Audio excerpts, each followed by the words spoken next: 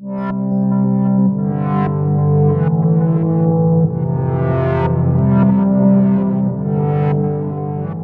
prototype program, getting my ass handed to me right now, and on top of that, my day job just came up with a bunch of stuff that I gotta take care of, so I'm like trying to do two things at once. But yeah, working on the structure still, because I was looking at my shear force, and there's really nothing that's connecting the central core pod and electronics to the actual frame in a way that is, in my opinion, like really structurally sound and well engineered. So I'm looking at it, and I was like, I gotta eliminate some of that shear, not all of it, since it's not, the type of prototype where we're going to be going mountain climbing with it right now, but enough for it to, for demonstration purposes and, proof of concept. So it's really difficult because I'm having difficulty finding access points. There's a couple solutions I came up with, but it requires me to deassemble just about the entire thing, re-core out some holes through the aluminum and make some custom steel brackets, and then put it all back together again. So there's a possibility it might end up going down that road. But right now, this is kind of where we're at. We're looking to try and connect pretty much this core pod to the frame itself. Now the frame cradles the whole thing, and it's very snug for sure on the bottom, and on the top there's it will be snug because there's going to be an inlay cut out for your cell phone.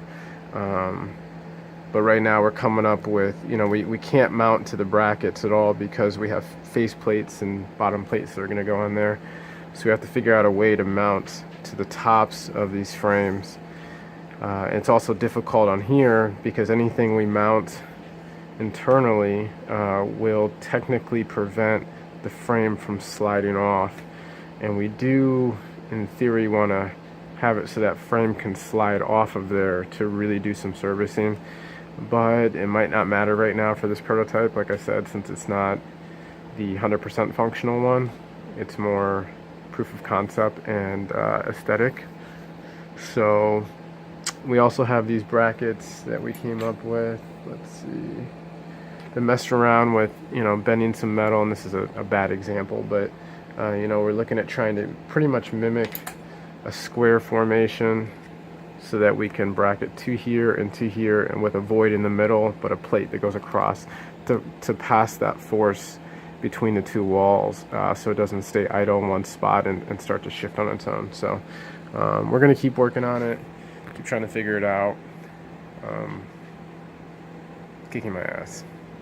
Physics, math, structures, engineering, you name it, all of it right now. So the funny thing is, I actually failed physics and math pretty hardcore in high school. I went to St. Edward High School, and my did not do well in math, got a bunch of B minuses barely and a bunch of C's. Overall my GPA was decent, but that's because you got some other courses that make up for it, like art class and gym, so you get those A's and they help carry some of those C's. And then in college I was a physics and mathematics major for about a semester and I think I even pushed it to 2 semesters and got my ass handed to me. I think I got like a D- in the first one and had to do a withdrawal, or got out before the withdrawal period started, and just wasn't able to keep up. And I was going to tutoring like morning, afternoon, night, and it just wasn't helping. Physics, I did push that for a little while. I was able, what's funny is that I actually thrive on projects more so than the exams. The exams are always the thing that kicks my ass, but if it was a physics project, knocked it out. And I'll never forget, it was like second year in college, and built a hovercraft. Had no clue what the physics was, but I knew exactly how it worked and how to do it, and it came out awesome. And the demonstration was great. Everybody's riding this hovercraft down the hallway, at the university, like testing it out. And of course, we got an A+ on the project. It was me and another guy. But overall, physics and math have actually been really big weak points for me. And I've had to just continue to push it and push the envelope to start grasping the material. but the more I built things in the real world, whether it's through carpentry or electrical or computer hardware, the more the systems just seemed to make sense. It wasn't necessarily that I could read a textbook and like explain it to me like, yeah, that's how it works.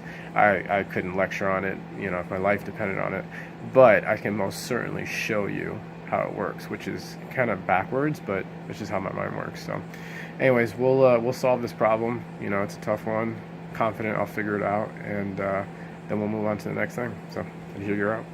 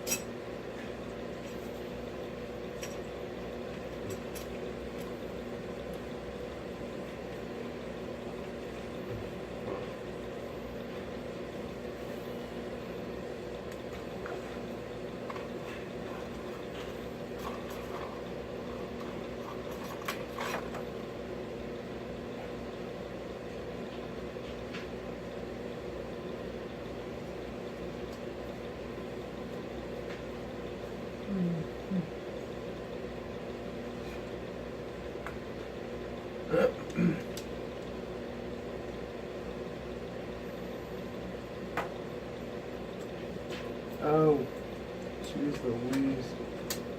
Come on, dude. Back in there.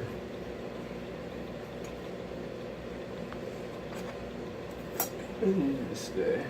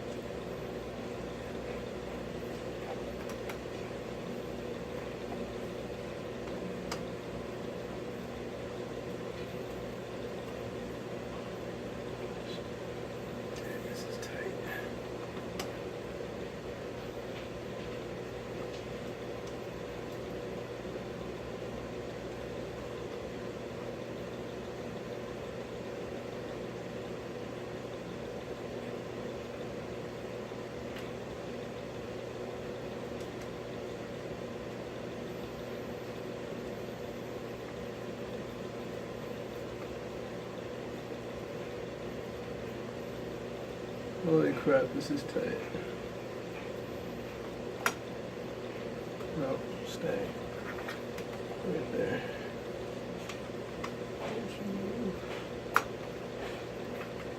Oh!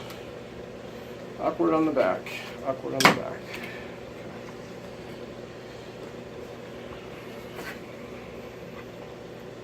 We will not screw you all the way yet.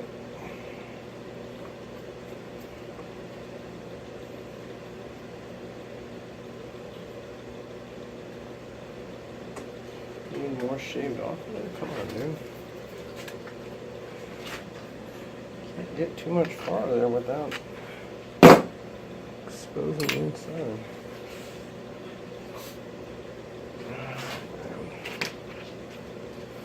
This is what's left of my grinder disc. Not much. I have one grinder disc left and I don't get paid for 5 days, so it's stressing me out a little bit. Because I use it a lot, because there's a lot of custom fabrication with the metal and metal work. Occasionally I can use the sanders, the belt sanders, or the little sanders like this to grind the metal, but it doesn't go as efficient, not as precise. So.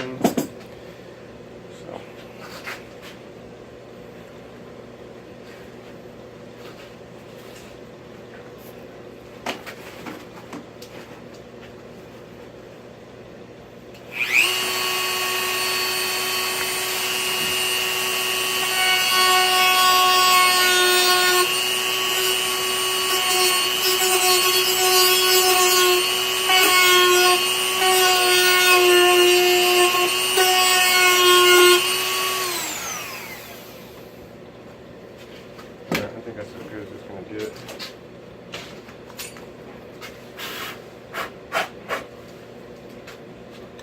I think so.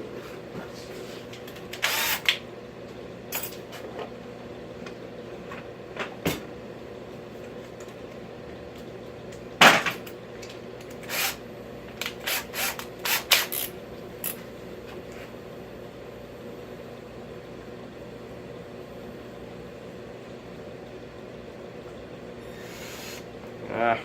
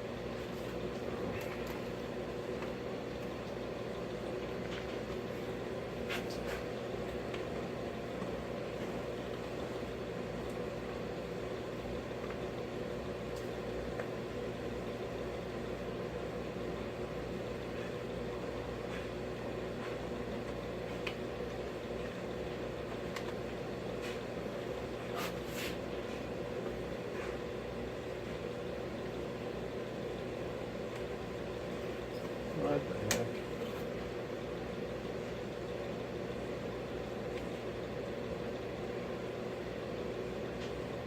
What is that, dude?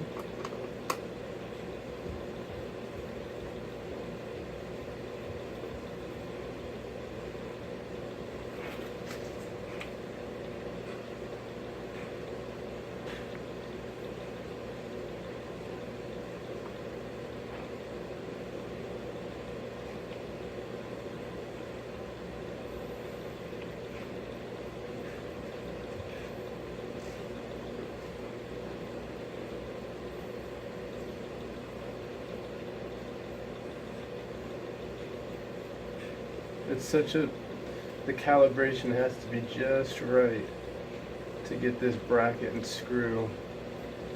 But it's like 8 points of connection all at once.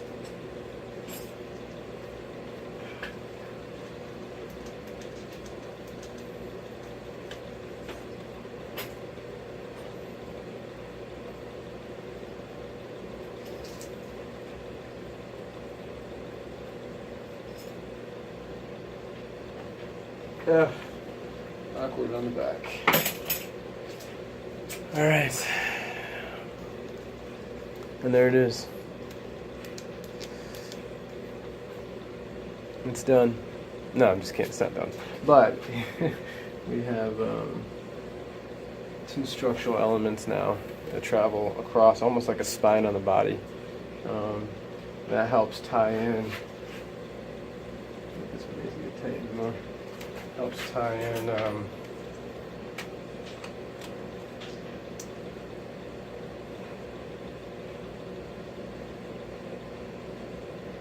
helps tie in the central core pod with the outer structure, because there's a structural beam here. We tie it into the core pod and then tie it into the beam, and then we span across and tie it into the other cross member. So that's pretty good. I think we only need, this thing is like detailed. It's funny because like when you're building something, you don't actually know when it's new. You don't actually know what you're doing. You just know how it's supposed to work and what it should look like, and you figure out how to make that, using the tools you have and everything to bring it to life. But it's like after the fact, right? After you fail 1,000 times at like each different corner and everything, you're like, oh, this is how you're supposed to do it. So now it becomes a lot easier next time around to be like, okay, so we need a spine, we need this, we need to have some structure here, we need that. And it'll change dramatically between where it is now and where, once it gets in the hands of everybody. But it's a blueprint for how to start to get that thing to be perfect, right? It's going down that path because now it actually exists. So now it's just a matter of critiquing it, tearing it apart, putting it back together, not physically, but in terms of conceptually and analyzing it and saying, okay, like we could do this part a lot better, we could do this part way better, this part's really, really good. So I think it's on the right track for sure. I'm not gonna lie, I'm like really impressed. Not with me, just it's something special to see it actually come to the world now, because it's been sitting in my head for so long. So anyways, I'm gonna go eat some dinner and then I'll come back to the shop for like another 45 hours. So you're out.